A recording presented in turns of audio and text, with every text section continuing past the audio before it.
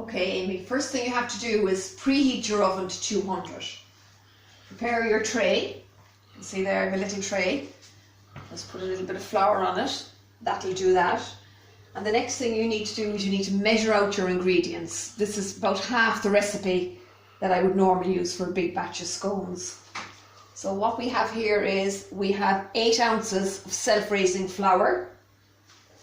We pop that into the bowl. We have 2 ounces of caster sugar. That goes in next. In here we have a tablespoon of baking powder, not bread soda, baking powder, and a 1/4 teaspoon of salt. Table salt is fine, so you can see that there. Just pop that in. Then about 1 ounce of raisins or sultanas if you like those in your scones. If you don't, you can just make them plain. So pop those in. Just get a spoon. Mix all your dry ingredients here together. That's it. So the next thing you're putting in then is you're putting in 2 ounces of butter, proper butter. I normally have it softened. I take it out of the fridge so it's nice and soft and it's much easier. Just put your fingers, you just put this in.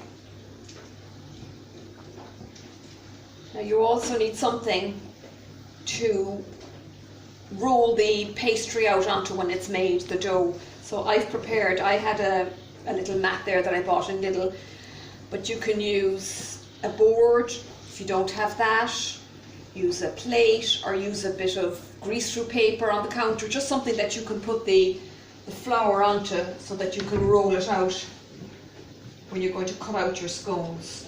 So make sure that you rub the butter well in. It goes in real easy once it's softened. Just by doing this gives a little bit of air there.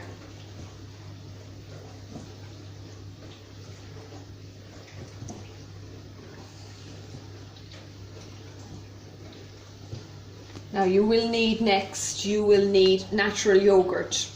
If you can get Greek yogurt, like I have here, it would be better if it was full fat rather than the one that I have here, but that's the only one I have at the moment, which is Tesco 0% fat, but you could either get a low fat or just the ordinary Greek yogurt. And just get your spoon, plop in about 2 spoons of it, mix it in, see there. And that's a good raising agent. That's going to help your scones to rise. Now obviously that's not going to be enough, so just get a little bit of full fat milk, like that, just pour it in. It's kind of hard to measure the milk, but what I would say is just put in a little bit at a time, mix it in, and eventually you'll get the consistency right.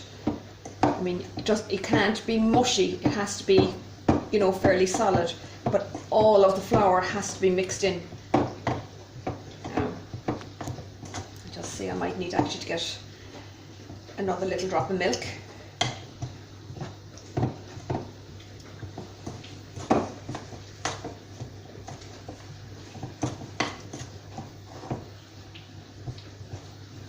Probably not, I'd say I'm going to be okay.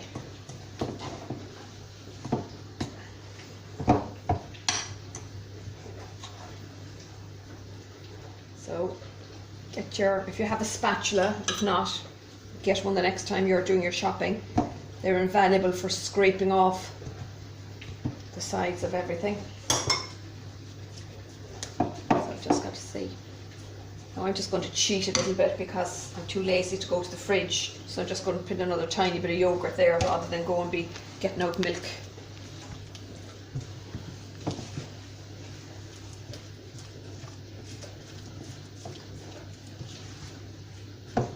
That's it, it's coming together very nicely now. You don't want it too wet.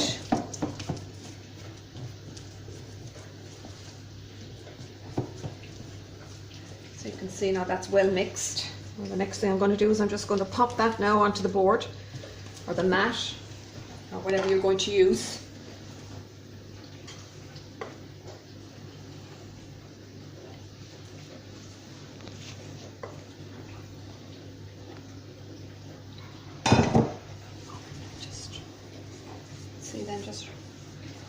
it around in your flour there.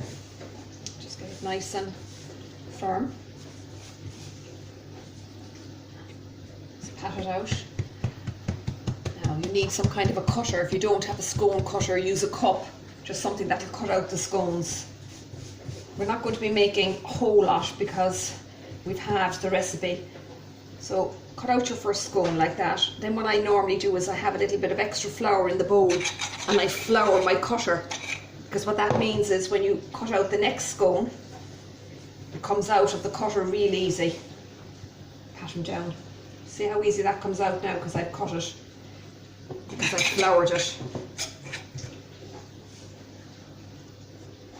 There you go.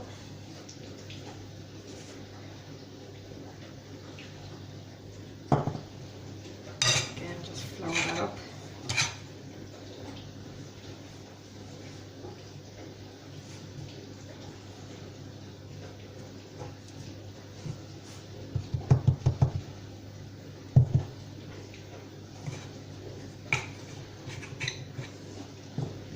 So we're going to use up all of this mixture.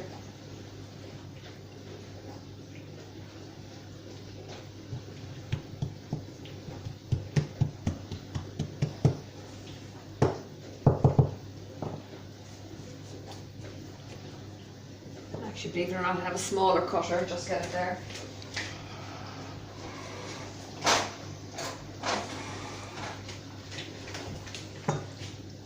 Use up the rest of the scone mix there, not to waste any of it.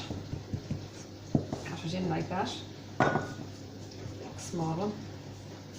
Okay, now just get your tray, pop on your scones.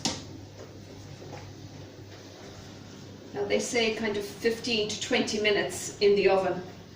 I like to give them nearer the 20, so I'll show you what they're like when I take them out after, we'll say, you see, because I have a small one. So I'll check them after 15 minutes and we'll have a look then.